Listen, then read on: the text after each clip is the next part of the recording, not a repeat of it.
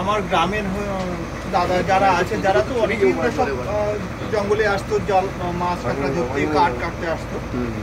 এখন অবশ্য কাঠ কাটাগুলো নিষিদ্ধ হয়ে গেছে। ওদের কাছ থেকে যারা বয়স্ক ছিল ওদের কাছ থেকেই শোনা আমার গল্পটা এরকমই, যে বাঘের গায়ের ক্ষমতা সম্পর্কে গল্পটা। তো বলছে যে বাঘের নাকি একটা থাওয়াতে 18টা, আমরা যদি ইয়ং ছেলের যতটা পাওয়ার থাকে একটা থাওয়াতে সেই পাওয়ার থাকে। এটা সত্যি কথা বলতে আমার তখন মনে হয়েছিল গল্প, একদম কোনো অবিশ্বাস্য, এটার মধ্যে কোনো বাস্তব কিছু নেই। কিন্তু আমি প্র্যাকটিক্যাল এই কাজ করতে এসে আমার অভিজ্ঞতা, তিক্ত অভিজ্ঞতার মাধ্যমে আমি দেখেছি কথাটা কোনো হচ্ছে 1 কিলো মিথ্যা না। ওর গায়ে কি পরিমাণের ক্ষমতা সেটা ভাবতে পারবেন না। এইসব নদীগুলো যে সাথে এপার থেকে ওপরে, শুধু তাই নয়, এই আমাদের বোটের যে স্পিড আছে এর থেকে আরো জোরে সাঁতার কাটতে পারে।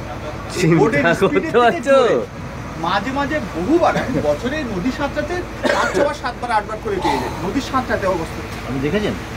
কিন্তু আমরা তাকে ধরতে পারি না, এত স্পিডে ও উঠে যায় নদী সাঁতরে, আমরা পিছন থেকে আমাদের ফুল পিক আপ দিয়েও মাঝে মাঝে ধরতে পারি না। আমি এবছরই বাঘ দেখেছি মাত্র 5 ফুট দূরে। টুরিস্ট এখানে আছে আর আমি ওই বোর্ডের ওই দিকের ওপরে যেখানে ওই কাছিগুলো বাঁধে ওখানে বসে আছি, আর বাঘ নিচে জলে অনলি 5 ফুট ডিস্টেন্স থেকে। সেখান থেকে ওই বাঘ এসে গর্জন করে বোর্ডের গায়ে থাওয়া মারলো, মানে ও সাঁতরাচ্ছিল, আমরা সেই নদীর মাঝে ধরে ফেলেছিলাম, ওকে আটকে ফেলেছিলাম।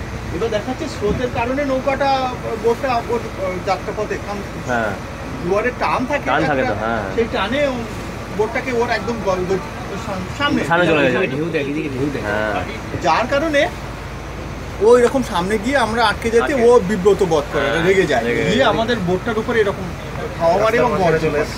যখনই থাওয়া মারে গর্জন করে, আমি সেই ছবিগুলো তুলেছিলাম, তা আমি পিছনে ফিরে দেখি আমার পিছনে আর কেউ নেই, সব ছুটে গেছে। এই বোর্ডের উত্তম মোটা ছেলেটা, ও শুধু পিছনে বলছে দাদা তুমি পিছনে চলে, দাদা তুমি পিছনে চলে গেছে। ও ভাবছে যে বোর্ডের উপরে নিয়ে যাবে, ও কতটা পারে এই সম্পর্কে আমি জানি, তবুও বোর্ডের উপরে উঠতে পারবে না, এখানে একটা অনেকটা উঠছে। যদি ছোট নৌকা বা গল্পের নৌকা সেটা আলাদা, কিন্তু ও গর্জন করে প্রায় 10-3 ফুট উপর পর্যন্ত উঠছে বোর্ডের উপরে এইভাবে। তারপরে আমরা ওটা করতে পারি, ও নতুন জঙ্গলে চলে গেল, আমরা ও কিছু কিনার পর্যন্ত গেলাম।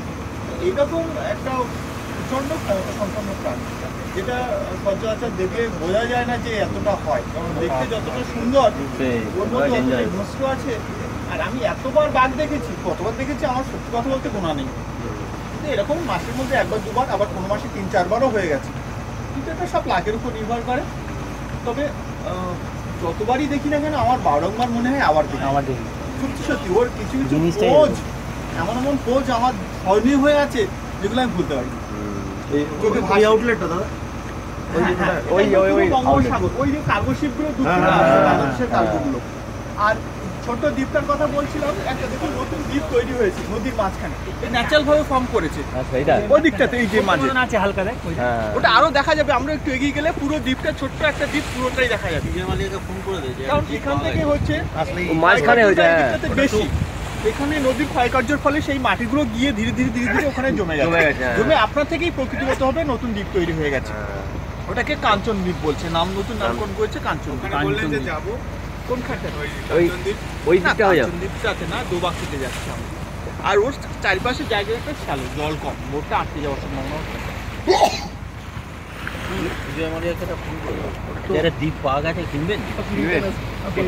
আপনাকে ধরবো।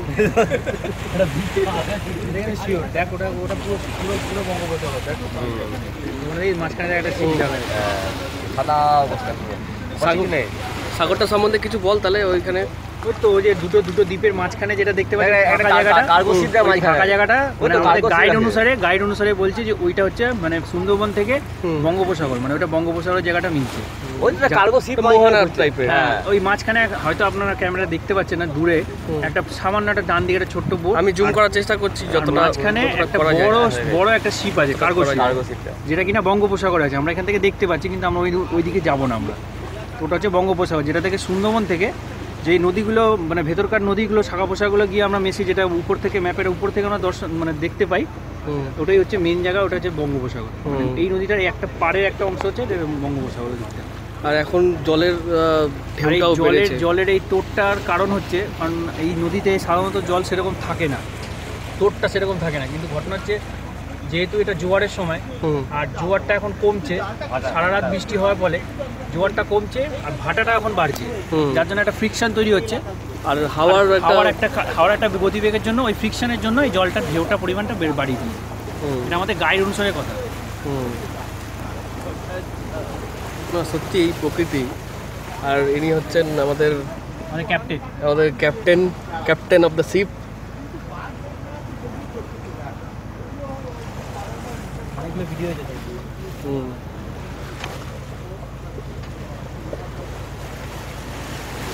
এই হচ্ছে নোঙর। আর আমরা এখন ইন্ডিয়ান ফ্ল্যাগ।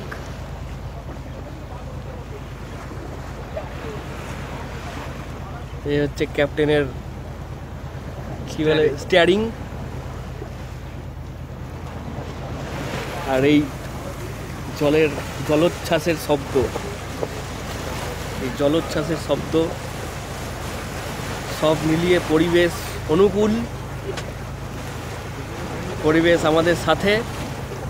আর আমাদের দুপুরের মেনু খিচুড়ি, ডিম ভাজা, ডিমটা তো আমাদের, বেগুন ভাজা, ডিউ টোস্ট। এক অদ্ভুত সুন্দর পরিবেশ। মনে হচ্ছে নিজেদেরকে পরিবেশের সাথে, প্রকৃতির সাথে নিজেদেরকে মিশিয়ে ফেলেছে। ওই দেখ বাঘ হাসছে।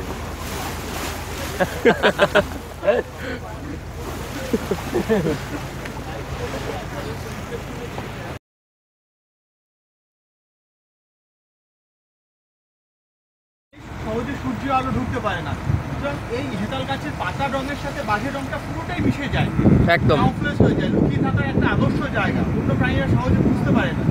আর অতিরিক্ত ঘন হওয়ার কারণে শীত, বর্ষা, গ্রীষ্ম তিনটে ঋতুতেই ওদের থাকার পক্ষে আরামদায়ক জায়গা। এই জন্য নিজে লুকিয়ে থাকতে পারবে, সারা বছর আরামদায়কভাবে থাকতে পারবে, এবং বাচ্চা ওরা লুকিয়ে রাখতে পারে। বাচ্চা বেড়ে দেয়, এই জন্য বাঘিনী কি করে তার বাচ্চাটাকে এরকম ঘন জঙ্গল যেই সব জায়গাগুলো থাকে বা আছে, তার আশেপাশ এলাকাগুলোতে কিন্তু ওদের থাকার সম্ভাবনাটা বেশি থাকে। কোনো ছোট বাঘের কাউন্টিংয়ে ধরা পড়েছে? খুব কমই দেখা সেটা মানে এই বাচ্চা দেখুন, ছোট বাঘ তো বাইরে বের করে না।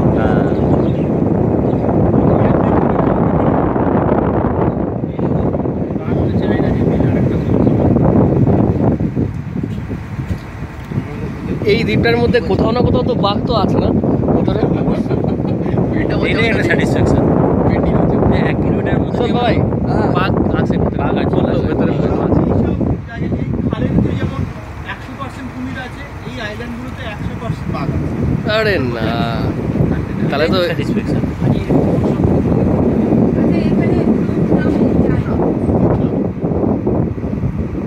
আমার মানে একমাত্র মধুসূদন যারা যায় সেটা হচ্ছে মার্সে পিকনিক। এখন মধুসূদনের কোনো পাশ নেই, এখনো মধু পাবে না, ফুল নেই মধু পাবে। আর এখানে আপনার ডিপার্টমেন্টের লোক যায় না? যারা চাকরি করে তারাও তো আদতে একটা লাইফ আছে। থাকে। কাউন্টিংয়ের জন্য যেতে হবে। কাউন্টিং ওই ক্যামেরা কাউন্টিং এনজিও থেকে করে। গুনগুনো জানে গুনতে গুনতে বাঘ একটা এনজিও থেকে লোক। ওরা কি করে এরকম জোয়ারের সময় এরকম যখন জল ভরে থাকবে তখন জানে এখানে বাঘ থাকবে না, তখন ওখানে ক্যামেরা লাগিয়ে দেবে, দিয়ে তারপরে আবার চলে আসবে। ভাটা থেকে ক্যামেরাগুলো গাছে লাগিয়ে দেয় ভিতরে। হ্যাঁ, কিছু কিছু এলাকা থাকে, সেই সব এলাকাগুলো দিয়ে বাঘের আনাগোনা।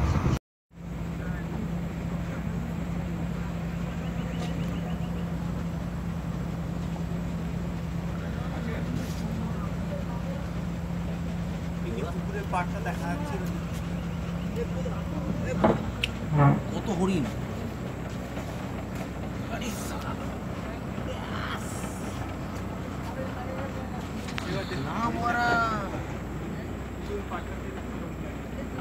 অনেক অনেক অনেক।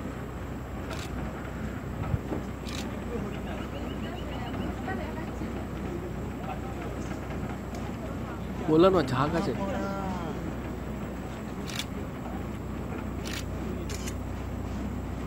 সামনে একটা সিঙ্গালা ছিল রে।